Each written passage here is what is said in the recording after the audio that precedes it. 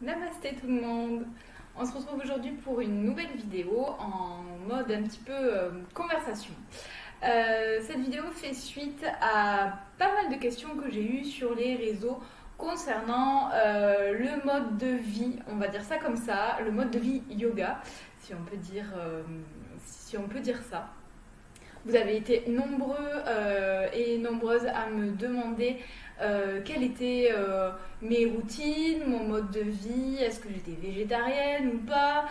Vous m'avez demandé comment vous pouviez mettre en place certaines choses dans votre vie sans tout changer de manière radicale.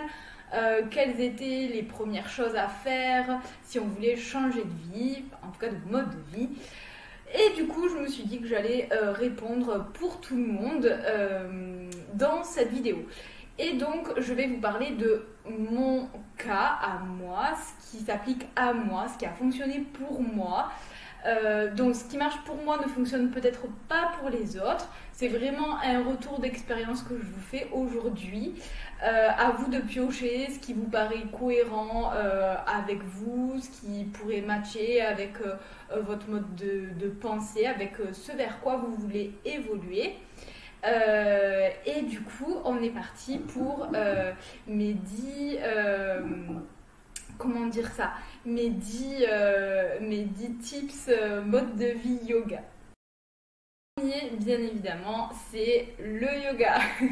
Je prêche pour ma paroisse, mais quand je dis yoga, c'est l'ensemble, la globalité de ce que peut nous apporter le yoga. C'est-à-dire que je ne vous parle pas uniquement des postures, de la pratique physique, qui n'est que la partie émergée de l'iceberg. Je vous parle des postures physiques, de la respiration, donc des exercices respiratoires. Je vous parle de la méditation, de la concentration, des yamas, des niyamas. Pour ceux qui ne savent pas ce que c'est, ce sont des règles en fait que l'on s'applique à soi-même et que l'on s'applique avec lorsqu'on est en contact avec les autres. Donc ce sont des règles de vie entre guillemets. Voilà, donc je parle du yoga. Quand je vous dis le yoga en premier, c'est tout ça. En deuxième, je dirais que c'est le régime végétarien qui m'a apporté énormément de bien-être dans ma vie. Alors, bien évidemment, je n'y suis pas arrivée comme ça en me disant du jour au lendemain bim, je vais devenir végétarienne. Non, pas du tout. Donc pareil, je suis végétarienne depuis à peu près 15 ans maintenant. Raisons pour lesquelles vous êtes végétarien ou vous souhaitez le devenir sont extrêmement importantes. C'est-à-dire que en ce moment, c'est un petit peu la mode du végétarisme. Comme toute mode, cela passera. Donc, je vous invite à tendre vers ce régime alimentaire uniquement si cela vous parle, fait écho en vous et vibre. Pour ma part, je suis devenue végétarienne par rapport à la cause animale. Évidemment, et on va pas se mentir, également pour ma santé. Quand on sait que la nourriture carnée est extrêmement, c'est très dur à dire, extrêmement acidifiante. Voilà, donc du coup, c'est pour les animaux et pour ma santé.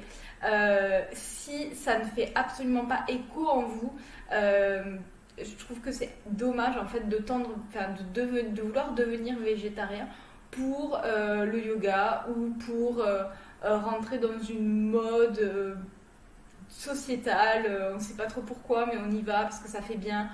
Franchement, si c'est ça, laissez tomber, vous allez arrêter tout de suite. Et par contre, petite mise en garde, si vous souhaitez tendre vers ce régime, il est très très important de vous informer avant. On ne fait pas n'importe quoi avec un régime végétarien. Ça peut conduire à des carences si c'est mal mené, si vous ne faites pas les bonnes associations alimentaires, si vous ne consommez pas assez de protéines, pas assez de lipides. Lorsque tout ça est très bien mené, il n'y a aucun problème, il n'y a aucune carence. Moi, ça fait 15 ans, je ne suis pas du tout en carence, tout va bien dans ma vie, je fais du sport, je vis, il n'y a aucun problème.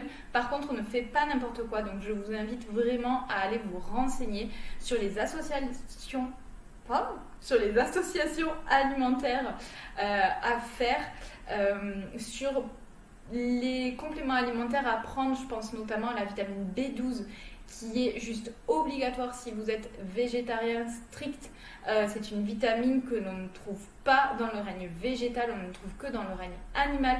Donc c'est très très important d'aller la prendre en complément alimentaire. Voilà, donc si vous tendez vers ce régime, je ne peux que vous le conseiller. Mais attention, renseignez-vous avant, faites vraiment attention à comment vous abordez la chose et faites-le au fur et à mesure, bien évidemment, pour ne pas vous dégoûter. La troisième chose qui m'a fait du bien dans ma vie et que j'applique tous les jours depuis maintenant 3 ans, je crois, c'est le jeûne intermittent. Donc le jeûne intermittent, pour faire très court, si ça vous intéresse, il y a des milliers de vidéos qui vous expliquent ce que c'est. Le jeûne intermittent, on va en fait mettre notre organisme et notamment notre système digestif au repos durant un certain laps de temps qui peut varier entre 12, 14, 16 heures en fonction de votre mode de vie et de ce que vous pouvez supporter.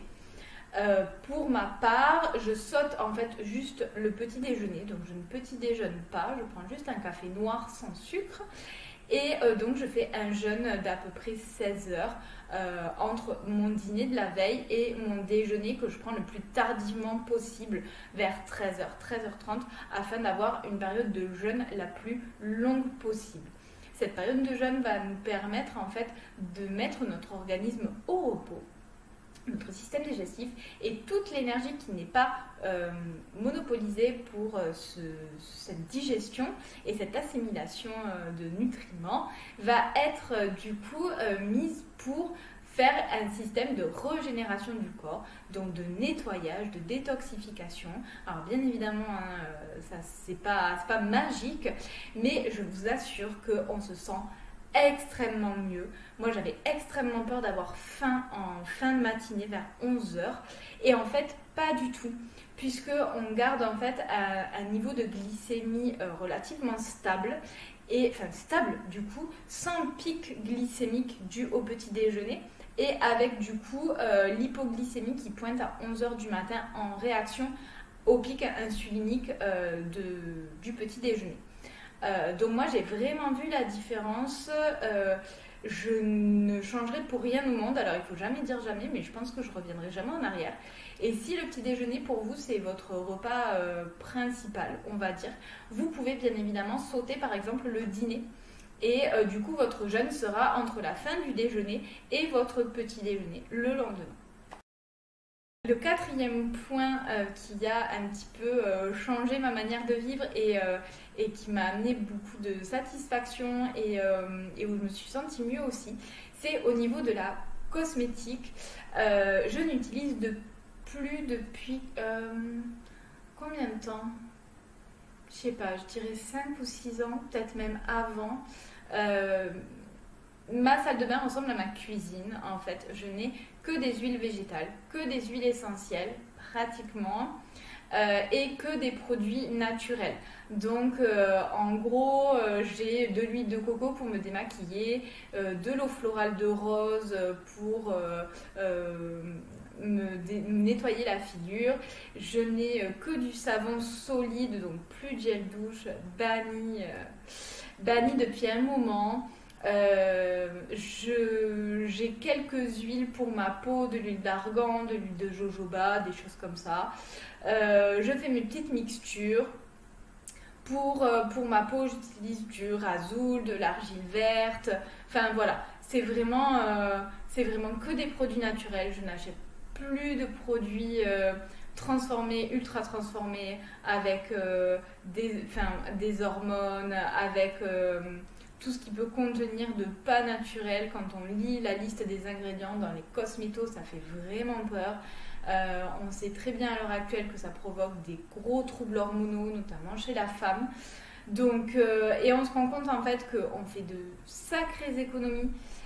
C'est extrêmement sain. Notre peau revit et c'est super intéressant de faire en fait un petit peu toutes ces mixtures dans sa salle de bain, mélanger les huiles, etc.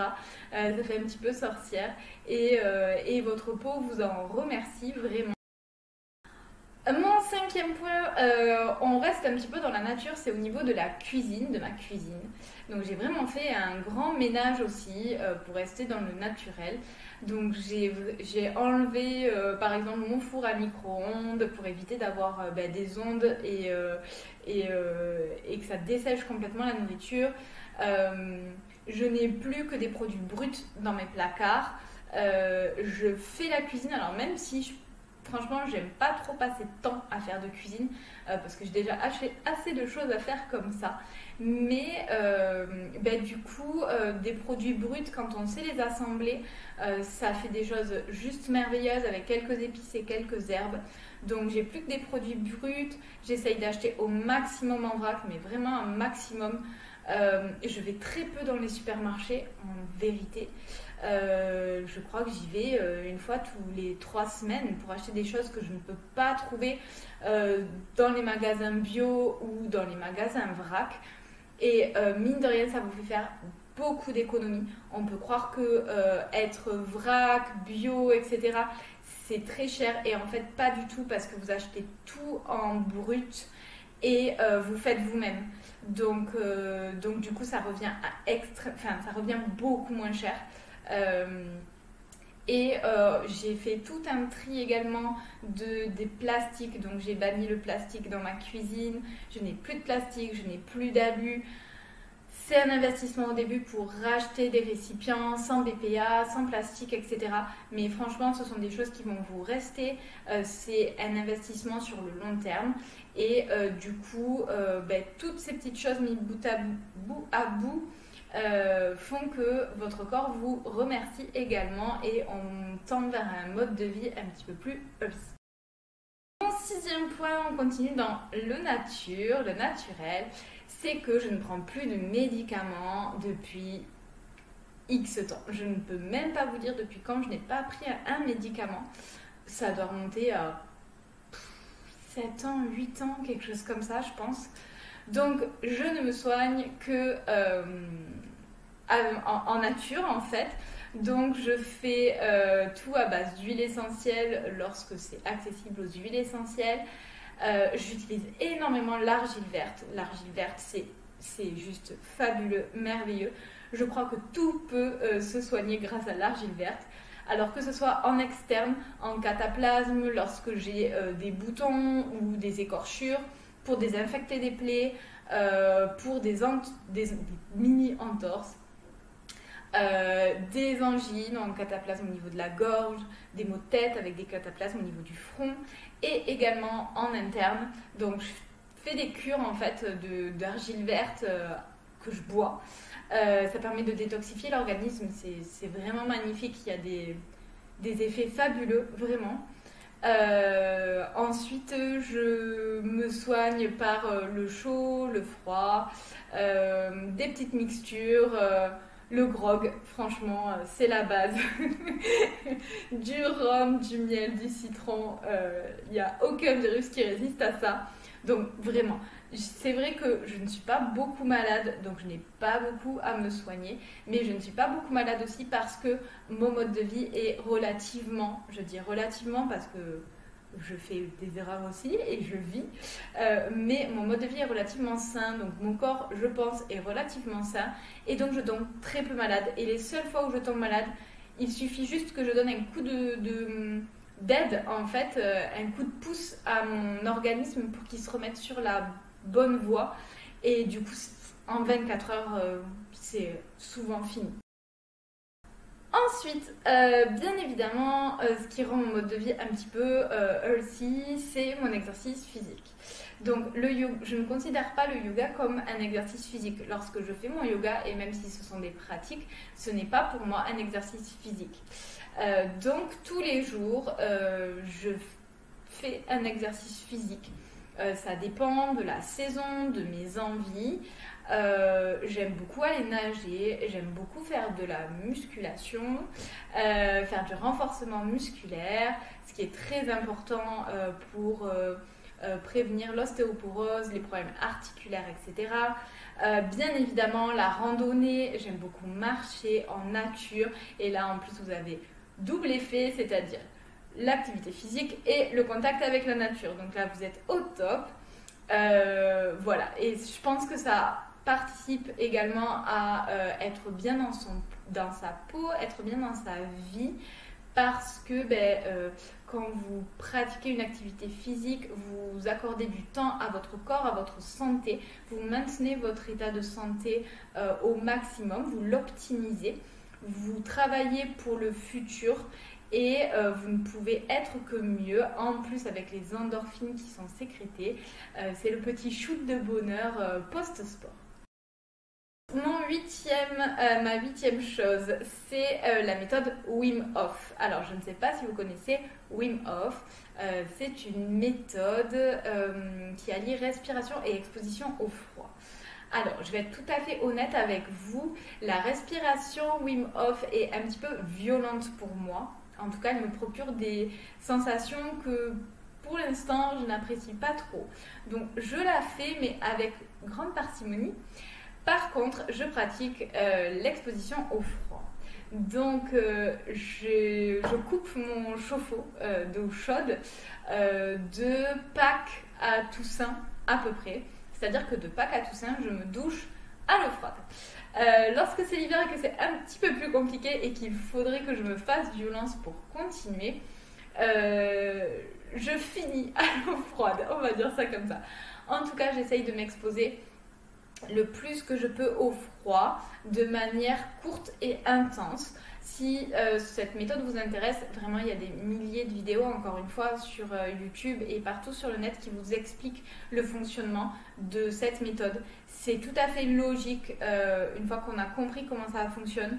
Vous êtes vraiment dans l'augmentation de votre métabolisme, l'amélioration de votre système immunitaire en choquant votre corps et en stressant votre corps sur une durée très courte, mais sur quelque chose de très intense. Et ensuite, votre corps, du coup, aura développé des capacités afin de mieux répondre aux agressions extérieures. Ce qui rejoint un petit peu le fait que plus on tend vers un mode de vie sain, moins on est malade.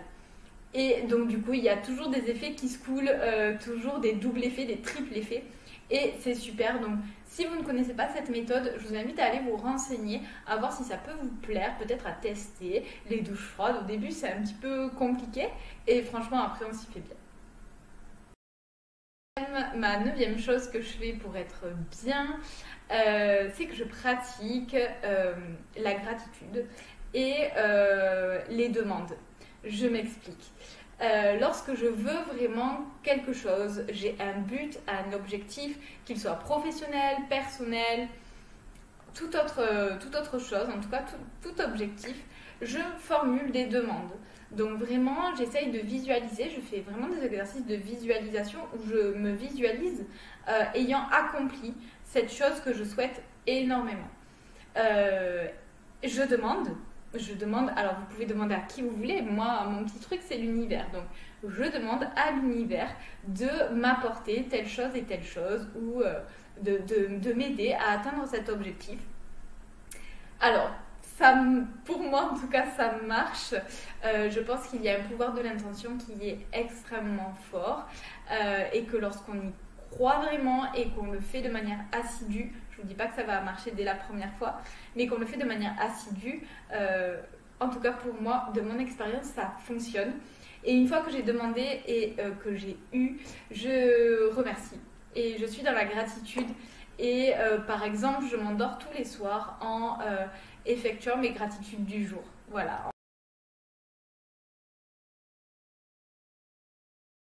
Et ma dernière chose que je fais, c'est de me foutre la paix.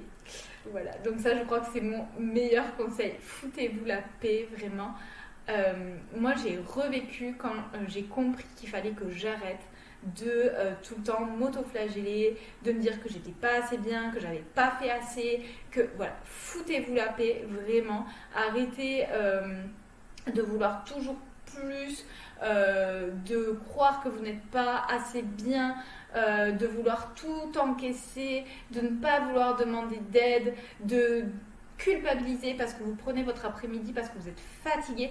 Franchement, foutez-vous la paix, vous allez voir, acceptez qui vous êtes, acceptez les moments de repos, acceptez les moments où vous êtes à fond et vous êtes en super productivité, acceptez tout ce qui vient. Donc voilà, du coup c'était mes 10 choses que moi personnellement je fais pour être mieux dans ma vie. Alors certaines choses je les fais depuis 15 ans, 16 ans. Certaines choses je fais certaines choses depuis un peu moins longtemps et il y a certaines choses que j'ai mises en place il y a quelques mois ou quelques années. Et en fait, c'est vraiment toutes ces choses mises bout à bout qui font que à l'heure actuelle, je me sens vraiment bien dans ma vie, je me sens alignée. Peut-être que pour vous, ce sera autre chose ou que vous pourrez vous inspirer de certaines choses. Venez piocher, venez prendre ce qui est bon pour vous et faites votre petite sauce. Ne faites jamais comme les autres personnes, vraiment. Piochez un petit peu partout et faites votre recette de cuisine pour votre vie, pour que vous soyez aligné avec votre vie. Voilà, sur ce, j'espère que vous avez aimé cette vidéo, que ça va vous aider peut-être. N'hésitez pas à me mettre en commentaire ce que vous en avez pensé, quelles sont les choses vous que vous faites pour être plus healthy, plus aligné avec votre vie. Et je vous dis à bientôt dans une nouvelle vidéo. Namasté!